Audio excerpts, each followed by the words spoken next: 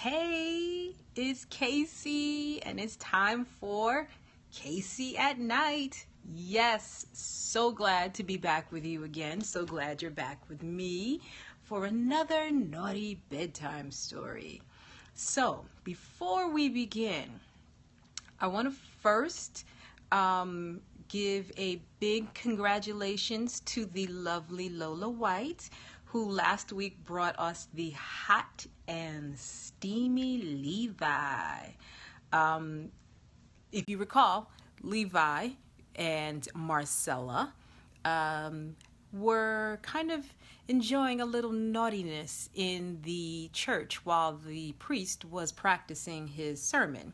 And as it turns out, Marcella's in the contemplations of becoming a nun, and she meets Levi, who is trying to convince her not only does she not need to be a nun, but that she may actually be something else. So if you haven't already watched the video, it's only going to be up until maybe 11, and because once I'm done here, I will be posting this video to my timeline, being as my pinned tweet for the week. But by all means, check it out and give Lola a shout out. Let her know what you think of her story. But I also want to acknowledge last week when by the time I got around to getting ready to read Lola, we had done Sophie Kincaid prior to that with her Tasting Cassie. And her viewership for the week at about 9:55 had reached to 755 viewers. So I was very, very happy for her that so many people wanted to hear her story. But this week, now if you call also last week, I said I wanted to hit 1,000. I didn't hit 1,000. However, this week at 9:55, I did get to 836. So I want to congratulate Lola. We have gone up almost 100 viewers for the week. So this is really, I mean, I can't be more excited, not just for myself, but for my fellow writers who, this is great exposure for them and their stories. So I want to, again, congratulate Lola. This is Lola. I want to congratulate her on the amazing number of viewers she had for the week. Great job. Just goes to show you I'm not the only one that thinks Levi is smoking hot. I also want to give a great big shout out and welcome back to someone who is in my author group but has been MIA for a while. So I want to acknowledge Dr. Lola Smith. So glad to have you back. And hopefully I can get you on the reading schedule. Dr. Lola is a very lovely lady. We so enjoy having her in our group and hoping to get her on the reading schedule. And so, speaking of reading schedule, tonight I've been teasing all week about today's story called The Naughty Neighbor's Backdoor. And as I've said, it's exactly how it sounds, if you're understanding what I'm saying. And tonight's story is written by Daniele Light. Now, Danielle is one of these readers who, when you follow people, things come and pop up on your timeline. And I somehow came across Danielle and read one of her stories and was like, oh, I got to read you on my show. Can you let me read you on my show? And she was kind enough to say yes. So again, tonight's story is brought to you by Daniele Light 61. And the name of the story is The Naughty Neighbor's Backdoor. And so it begins. I was exhausted when I pulled into the driveway. It had been a long day at the studio. I had been working with an artist that was incredibly stubborn, and I just wanted to get inside, open a beer, and enjoy the game on TV. I wasn't really in the mood to deal with any bullshit, but that is typically when bullshit comes and finds you. I noticed something was fucked up with the door inside the garage was slightly open. We never left the house like that. My wife Shauna and I were too paranoid. We had some friends get stuff stolen from them a couple years before, so we had an alarm installed. The weird thing was, it hadn't gone off. I was wondering about calling the cops as I walked into the house and surveyed the situation. I could hear voices upstairs. Didn't seem like men. Sounded like women. I thought over the situation for a couple seconds, and it could have been Shauna, but she wasn't supposed to be back in town for 2 more days. And there was a possibility that something had happened at her conference, and maybe she came home. The only thing about that was, she would have definitely texted me. She knew I wasn't keen on surprises. That left me baffled. I grabbed a poker that we kept for the fireplace and began to ascend the stairs. I was pretty scared of what I would find up at the top, and my heart was thumping. When I got to the 2nd floor, I heard laughter. I was starting to get really confused. I had never heard of burglars laughing while robbing houses before. But I had also never been robbed, so maybe this sort of thing was supposed to happen. The hysterics were coming from my trophy room. That was where I kept all my awards and plaques. I know that's pretty vain, but I also had worked hard for those things, and I wanted to keep them all in one place so I could go and admire them. I reared back the poker as I swung the door open. Inside were 6 girls. Each of them had a stoned look on their face. I guess mine was pretty shocked as well. We were all momentarily frozen, each of us looking to one another, wondering what was going to happen next. The one closest to the door took off. She was a blur. I tried to grasp her hoodie, but she was too fast. The others followed after her. Each one barreled right past me. I was still in bewilderment, processing what was going on around me. I stuck my hand out and grabbed the closest one. She wiggled around, trying to escape, but my grip was tight. The others bolted down the stairs as I turned around the one I caught. I was shocked. It was Samantha Pack, my neighbor Carl's 19-year-old daughter. She looked as startled as I was. But after a couple seconds, I noticed a smirk cross her face. I held onto her arm as I walked her down the stairs and into the living room. I directed her to my love seat, having her sit there while I thought over what the hell I was going to do. The sneer stayed on her face. I paced back and forth while I processed the entire situation. "Okay, Sam," I said. My palms were sweating. I had to keep wiping them on my pants. "What's going on here?" She didn't answer. She sat there with that same look on her face. I started to feel myself getting hot under the collar. "Answer me, damn it!" "I was just showing my friends all of the cool shit here," she said. Her eyes were locked onto mine. She didn't even seem nervous, and that was making me feel uneasy. "So you just waltz in here to show all your little friends my shit," I said.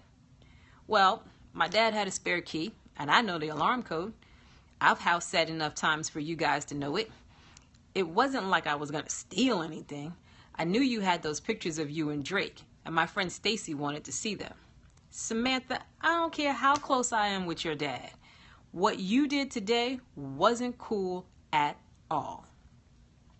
You need to promise me that you are not going to pull this kind of shit again. I should call the cops." No, she said.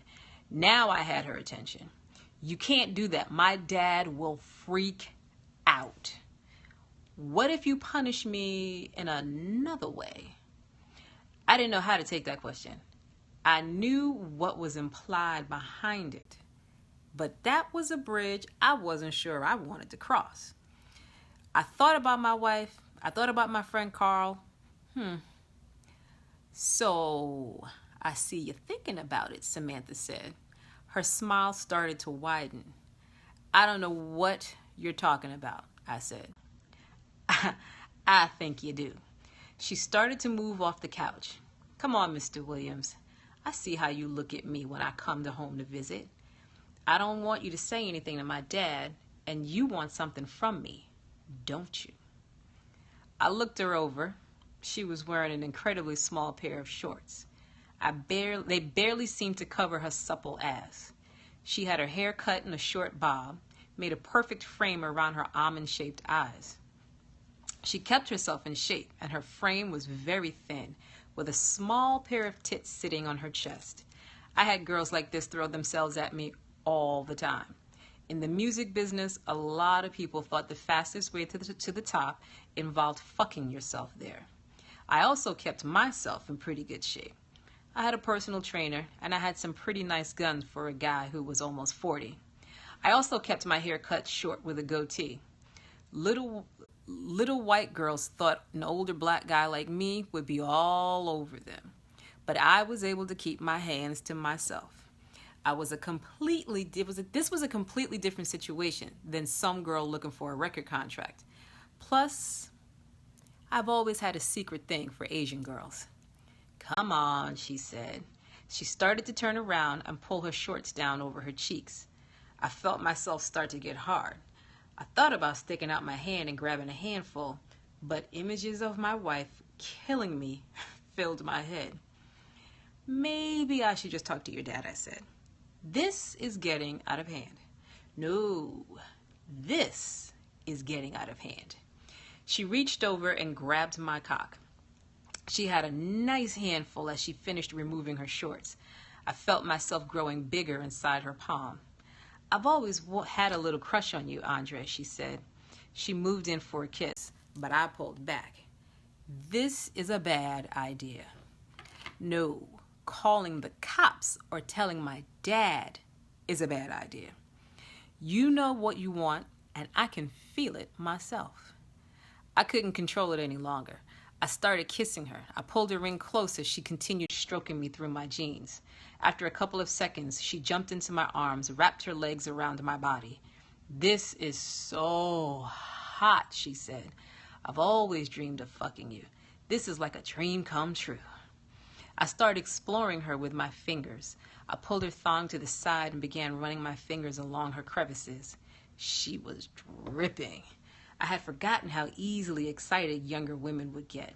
She was covering my fingers within a couple of seconds. I felt my dick begin to ache inside her hand. She bent down and took my member out of my pants. She put me in her mouth right away. I didn't expect it to happen so fast, but she popped it in and started working her mouth down the length of it. She said when she pulled away. Don't you love having that big cock in my mouth, Andre? I shuddered under her touch. It was hard not to enjoy her.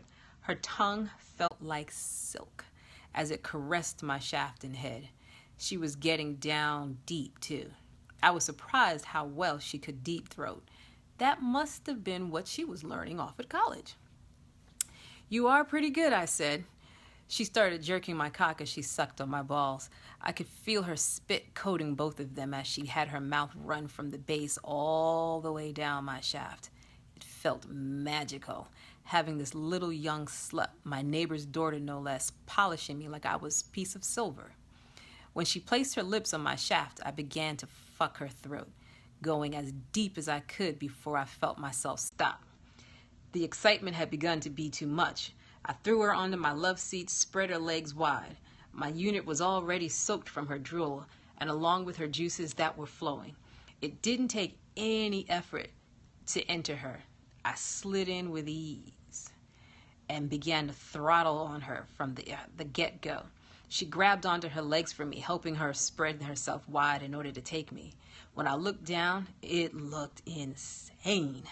Her tiny frame taking my massive cock looked almost unnatural. It looked like I was going to be splitting her in half at any moment, and I felt an orgasm begin to rise from my balls. I turned her over, and with her face buried in the cushions, I started ramming her from behind.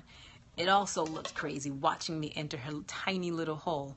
She was screaming out now. Long globs of white goo began pouring out of her insides.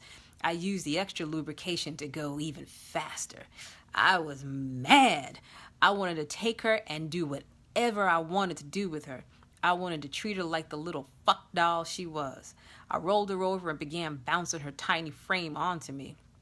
She was light enough where I could just bounce her using my arms, almost like a bicep curl.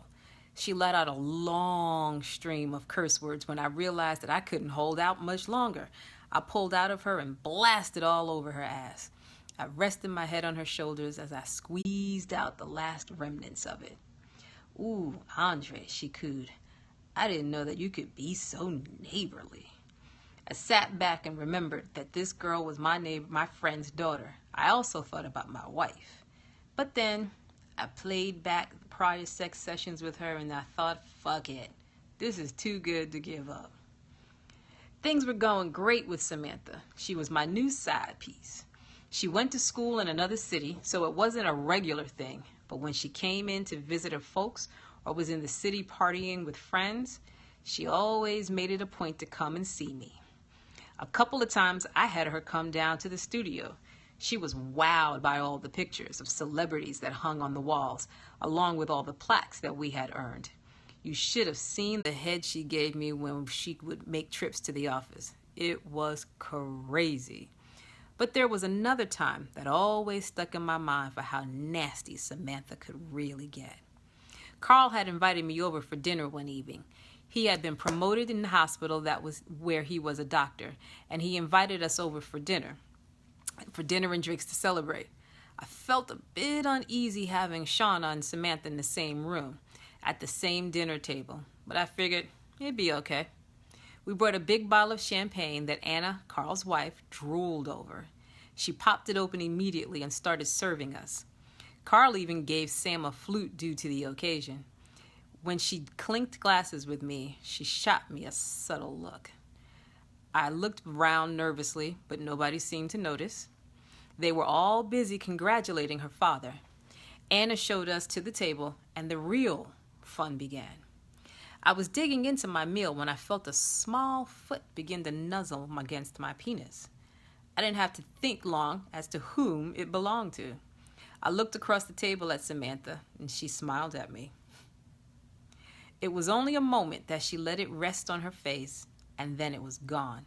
She sat there, stone-faced, playing with her steak as her toes gently rubbed against my balls.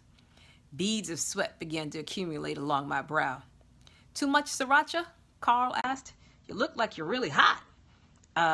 Yeah, I said. Shauna rubbed my arm as I took a drink of water. I started wondering if this was a bad idea. Samantha seemed to like pushing things to the extreme, and this could get out of hand if we weren't careful. Even with Samantha making me feel nervous, I was also feeling excited. It was driving me crazy looking over at her and not being able to just throw her on the floor and fuck her right here. Samantha was young, but she was the dirtiest female I had ever been with. She let me do things to her that I begged Shauna to let me do. No success. The more I felt her foot playing against my privates, the more I thought all of these things was going to do her. The more I let her felt her foot playing against my privates, the more I thought about the things I was going to do to her to get back. I was frustrated and titillated at the same time. "Oh no," Samantha exclaimed. "I dropped my cell phone, and it's under your chair, Andre. Can you get it?" I peeked under the tablecloth to see where she was referring. Her phone was lying on the carpeted floor, right near my chair leg. But when I looked up to where she was sitting, I saw her spread her legs wide, showing that she wasn't wearing any panties under her skirt. I took a huge gulp as I brought myself back up from under the table and handed the phone to her. "Thank you," she said with a bubbly smile. "You shouldn't be having that gadget at the table," Anna said. "You kids these days just keep your damn faces plastered to those things." "Used to see the kids at the ER, Carl said. As soon as they get any free time whatsoever, their damn phones are out. I mean, I want to check the score at work or maybe see what's happening on Facebook, but we're at work, you know? Leave that shit for your break at least." "I know. I see that all the time when I'm out shopping as well," Anna said. "Maybe we should just take away Samantha's phone and teach her how to be more self-reliant." "What do you think, Shauna?" Andre. Shauna laughed, and I started thinking about all the dirty photos that Samantha would send me using her phone. One that she sent me a couple days before had been on her on all fours, spreading her holes wide as she wrote down in the caption, "All yours." No, I said. "It's best to let the kids have their toys. Trust me. The musicians that I have to deal with on a daily basis are the exact same way. Snapchat, Instagram, all fucking day. But it doesn't seem to hurt anybody. Plus, it's free some publicity. We all finished our dinners and had a couple more drinks. I started to really want Samantha. Badly. The alcohol was fueling my lust like nothing else. As the drinks flowed, so also were my dirty thoughts. I kept picturing Samantha bent over the kitchen table with me hammering her hard from behind. I'd pull her hair or maybe rub her little clit raw as I fucked her from behind. It was starting to get hard to focus on the conversation. I kept sneaking glances at Samantha across the table. Eventually, it became time for dessert. Samantha volunteered to grab the cake out of the fridge. I think I'll follow you in there, I said. I want to get a beer out of the fridge. You want one, Carl? Andre, you shouldn't be getting beer for me. You're a guest, Carl said. No way, man. You're the man of the hour. I'll grab us a couple as the ladies can enjoy the champagne. It's no problem. I walked after Samantha, and when we passed the corner in the dining room, she began to pull her skirt up so that her ass was hanging out.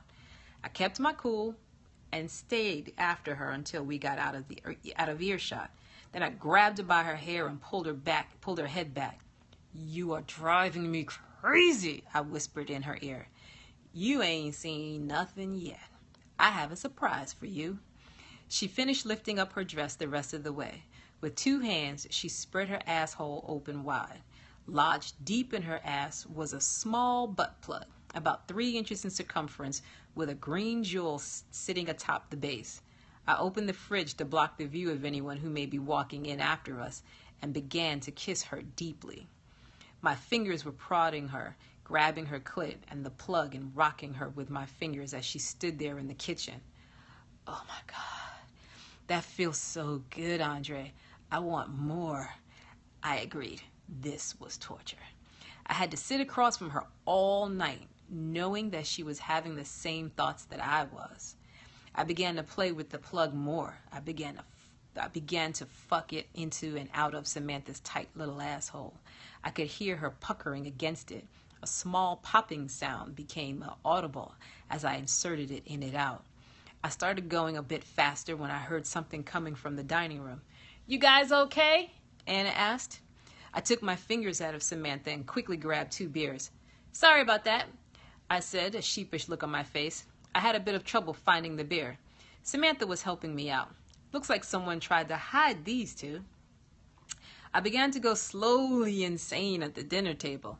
I kept thinking about Samantha sitting across from me with that plug inside her anus, waiting for me to tear it out and replace it with my stiff, hard cock. I tried to think about something different, but it was no use. I was now obsessed with the neighbor's daughter's asshole. She said her goodbyes to everyone. I should get going, Samantha said. I told Heather that I was going to meet her tonight before I head back to school tomorrow. She said her goodbyes to everyone when she came and gave me a hug and squeezed my shoulder as she let go of our embrace. My mind started to race. I had to play this cool. If I fucked up here, I wouldn't be able to have Samantha right then. And I didn't want that fucked up. I started feigning stomach pains. Shauna started to get concerned, but I brushed off her fears. You should stay here and have fun with Carl and Anna, I said. Don't let me ruin your fun tonight. Okay, baby, Shauna said, but if your belly feels any worse, text me and I'll come running home. I was perspiring as I walked towards my house. I saw Samantha's car parked just down the street, far enough so her parents would lose sight of it, and my spare began throbbing through my slacks. I began looking for her once I entered the house. I got into the living room when I finally found her. She was sitting on the love seat, legs up in the air, slowly playing with the butt plug, pulling it in and out, slowly sliding it back. Hey there, she said. I assumed you'd figure something out. What if my wife walked in the door right now, I said. I don't know. What would you do if she came home with your cock balls deep in my asshole? She was grinning as she played with herself. She started going faster. One hand was using the plug, while the other started rubbing her clit like mad. I looked in amazement, wondering how far this girl was willing to go. I approached her slowly, taking in the scene and enjoying it as much as I could. Seeing this hot, young, horny college girl pleasing herself for my enjoyment was alone enough to make me appreciate what was really going on. Samantha started to let out small gasps as she rocked on the couch. "Are you going to come already?" I asked. I knelt beside her on the couch and started stroking her clit for her. I took a hold of her hand that was plummeting inside of her anal cavity and helped her along. She began licking my neck and ear as my fingers started to ravage her tiny mound. She bit onto me as she reached her peak, letting go all over my hand as I started to pop her tits out of her dress and suck on her nipples. Holy shit! That was intense. I grabbed a hold of the base of the toy and slowly started to swirl it around in her ass. Her eyes burst open as new sensations began to fill her up. "What are you doing?" she asked. "Just playing around a bit." I started experimenting. Each different movement seemed to elicit a different reaction from her. I think my favorite was when I started fucking her with the butt plug, going about halfway out before diving back into her all the way to the base. She started breathing fast when I did that one. Her mouth made a tiny O as her breath sped up and started to sweat bullets. "You like me playing with your tight little asshole, don't you?" I asked. She nodded as I went faster. I decided to take advantage of her open mouth, and I unzipped my fly and took out my dick. It was straight out, harder than I had ever been before. I felt like it would rip through its skin at any moment. That was how hard I was. I took my throbbing pole and stuck it into her mouth. She took it with both hands and started bobbing down on it like crazy. She had fun with it, moving her lips down the side while licking along with her tongue. She also kissed the underside until she got to my balls and then began placing each into her mouth as she jerked me off. The entire time I was wreaking havoc on her rear, using my fingers to penetrate her snatch as I worked her butthole. "Just go to town on that cock, girl," I said. "You know exactly what you're doing." "I know what daddy wants, don't I? I'm a good girl for you, right?" I took her face with both hands and began to fuck it. Holy shit. I was so turned on at that point. The anticipation had done a number on me. I was merciless. I was going so hard that I could feel my pelvis blasting against Sam's nose with each stroke. She didn't falter, not one bit. In fact, she took my cock and balls in both hands and proceeded to take my dick deep down her throat, making it almost disappear completely from sight. I let out a scream as I felt myself violate her throat. "Good God," I said. "That's a good little cocksucker. You can take that entire cock down your throat, baby." Is that what they're teaching you at college these days? Samantha was actually able to smile with the rod well lodged in her esophagus. Her eyes began to turn red in water, but she still stayed down on it for a long time. I was amazed at her determination and skill. It was a pretty long time before she came back up for air. I took her plug out of her ass and stuck my middle finger in down to the knuckle. After digging around in there for a bit, I pulled it out slowly and spit a huge wad down the hole. "We are going to have a lot of fun tonight," I said, "especially with that asshole of yours. I'm going to fit it into my cock." Samantha started moaning. She did that when she got excited. It told me I was pushing the right buttons, so I went ahead and spit a bit more. "You like me owning your asshole. Does that excite you, Samantha? Having your dad's friend deep inside your ass, making it his?" She moaned out even more. She started playing with herself, and I couldn't take it anymore. I shoved the toy back inside her and folded her up on the couch. I started ramming her pussy as hard as I could. I could feel the plug rubbing against my cock. It felt strangely pleasant. It didn't bother me going slow at all. I was too hyped. I needed to break this little bitch as fast as possible for putting me through so much hell next door. I took out the hours of sexual frustration that she had put me through.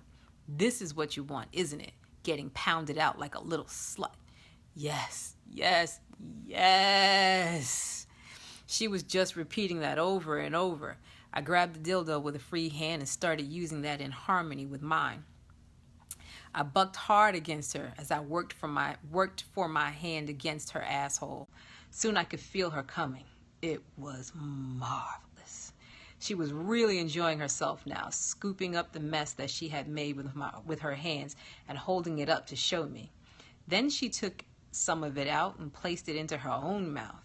You are so dirty. Damn, I said. Let's see how dirty you're willing to get. As dirty as you want to get, she answered. I took the toy and took it out of her asshole. I placed it into her lips, letting her know my intentions. And after a couple seconds of thinking, she put it in her mouth. I let her roll it around in her mouth for a bit before taking it and injecting it into her sphincter again. After going in and out a couple times, I placed it back into her mouth, letting her taste her own asshole once again. Whatever I want, huh? I said. I let the thought sink in for a couple seconds. I had a pretty vivid imagination, but there was shit I had always wanted to try and was never able to convince any girl to let me do them to her. This was going to be my chance for a home run like a motherfucker. I've always wanted to take a tight little asshole like yours. I took my hands and spread her cheeks wide as I placed my head at her asshole's opening. She nodded her head with excitement as I gently began to feel her encase my penis inch by inch. I could feel her muscles gripping against me as I arrived, and they seemed to get even tighter when I pulled myself out. I jammed my middle finger into her vagina, rocking it as fast as I could, while I stayed buried as deep as I could in her ass. Ooh, keep doing that, Andre. I did as I was told. I pushed my hips even further forward, making sure to press against her anus as much force as I could as I went even quicker with my fingers. Soon after, my digits were drenched again. Long strings of cum came pouring out of her wet hole. I felt it inside her asshole as well, as the extra force made her clench tight around me, almost making me blow my load. I had one more thing I had wanted to do to her, though. I pulled out of her ass and went directly into her mouth. All I could think about was where that cock had been before it was in her mouth, and it was making me wild. She locked eyes with me as she sucked me off, making sure to play up her dirtiness as much as she could. After taking my shaft into her mouth and cleaning it off, she then took my balls again. Whew, when she was done, she then moved down to my asshole, sticking her tongue deep inside as she jerked me off. Come on, Dre, she said. I want you to come deep inside my little asshole. Give me a nice anal cream pie before I have to go back to school. Please. I wasn't one to disappoint a cute little girl like that, especially when she was so nice. I flipped her over and mounted her backside. I dug in deep with my sword, feeling her seal against me once again. Ooh, I was so turned on, I could feel my pulse rushing through my dick as it entered her. Each tiny movement inside of her felt like heaven. I was pumping hard before long, grabbing her hair and riding her like she was a horse. She was screaming obscenities from under me, telling me that I owned her asshole now. I could do whatever I pleased with it. It finally became too much. I let loose a large amount of semen directly into her backside. Each squirt felt like heaven, releasing my goop directly into the hole that I had been thinking about all night. When I pulled out, she let my gunk come pouring out of her asshole, spreading her cheeks and glistening in the moon that rained in from the window. I was in the shower when Shauna got home. She was pretty out of it, as she had stayed a couple hours after I left. She was all over the place before finally getting into the bed when I got out. You know, I keep thinking about Samantha, she said. Her speech was a little slurred. My heart jumped. I finished drying myself off, and looked over to where she was laying and asked her what she meant. You know, that girl's in college and I never see any guys around the house. I think that girl needs to go out and get laid. It's a shame too, it's a shame to be wasting her youth like that. Yeah, I laughed at her. I finished drying off and then got into some boxers and climbed into the bed and thoughts of Samantha's tight asshole as I fell asleep next to my wife. And that was the Naughty Neighbors Backdoor. Thank you, Danielle. So let's talk about a few things. A couple of themes going on in this story. Some of you may be familiar with the idea that some folks find Asian girls quite attractive because of their petite size. And just the idea of a big guy and a little small girl and being able to hold her and bounce her around, spin her around, things like that. Then you also have the idea of this interracial couple, and that's a big deal. Let me see and then of course there's the whole backdoor thing. I mean, for as popular as it may be, it's still not very popular. I would beg to say that people are doing it. They're just kind of keeping it on the down low. But, in one of my stories, it plays very prominently in the beginning of the story, in the opening of the story. So let me just say this about that. If you've never tried it because, it hurts and you're not supposed to do that or whatever, let me say this. Before you say no, at least, give it a little poke. Make sure you got lots of lube. You don't want to do that with no lube. And if need be, you want to be as relaxed as possible. But I'm not going to go all into that. I'm just saying some things don't say no before you've not tried it just because. Anyway, that's a whole nother story. And I promise you, we are going to explore that because I think it is definitely a sensation and an experience. You should at least give it a try. Anyway, back to the story. I loved this story when I first read it because I'm like, it was, as I've said before, I want to bring different stories to the readers. And this was different. This was an interracial. This was a backdoor thing. This had the Asian element. And for some people, these are bona fide fetishes, especially the, being with an Asian woman. It's a lot. I mean, there are quite a few guys who might refer to it as something that they really want to do, really want to try, really turns them on, whatever the case is. So thank you, Danielle, for letting me share your story. I will be posting how people can find you and get to know you more, follow you, maybe see if we can get you to give us something else. Coming up next week is another one of my favorite writers and another one of the writers in my group by the name of Reed James. And Reed James can be found at NL Publications. And he is a really great writer. What I like about Reed is he does some really different things.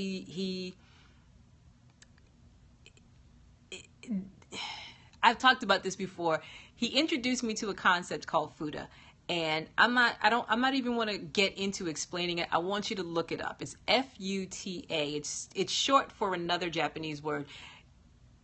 Either go to Amazon and look for Reed James, follow him on Twitter. Again, this is who he is on Twitter. I am like mildly obsessed with the fact that Reed drives people crazy. Like he literally lives off of this futa thing, that the futa stories and series, and I've read a few of them and I'm utterly fascinated. Not my thing, but what I like about it is that it for me, it showed me what a great writer he is, because while the genre is not necessarily mine, while the stories aren't necessarily my thing, I couldn't stop reading them. I was absolutely fascinated. And so I'm so tickled that he is a part of the group, because that says a lot to me. I think a great writer brings you in with their words, even if it's not something that you would typically read. And so that's one of the things I love about Reed, is he writes about sexual situations, sexual characters that I would have never in a million years come up with, nor do I think I would typically read them. But having had the exposure, I kind of get a kick out of reading them. So I'm looking forward to having him next week. And then on April 26th, I have another up-and-coming writer who I'm hoping to convince that they need to publish. But Joanna Armstrong. This is Joanna. And Joanna and I met over sharing photos. Joanna has the most amazing photos. So if I can't get her to publish her story, I'm hoping I can talk Joanna into publishing a picture book, because Joanna has the most amazing photos that just brilliant, absolutely brilliant. And then following Joanna, now let me say this. You know I love my writer friends. And everyone who I've brought you who's outside of my little writer group is someone whose story caught my attention. Well, there's one person who I met last year and loved his story. Loved his story. Loved his story. And when I started doing this and it started taking off, I thought, I'm going to go for it. And I'm going to ask Bernard Foon, and this is him on Twitter, if he would let me read his story. Now, if you're not familiar with Bernard, he wrote this series called A Harem Boys Saga. Absolutely amazing. Absolutely amazing. His book is sensual. Absolutely sensual. And again, he for me is the epitome of someone who just writes a great story, because I don't know that I would have typically picked up the book if I had not met him on Twitter and just started talking to him.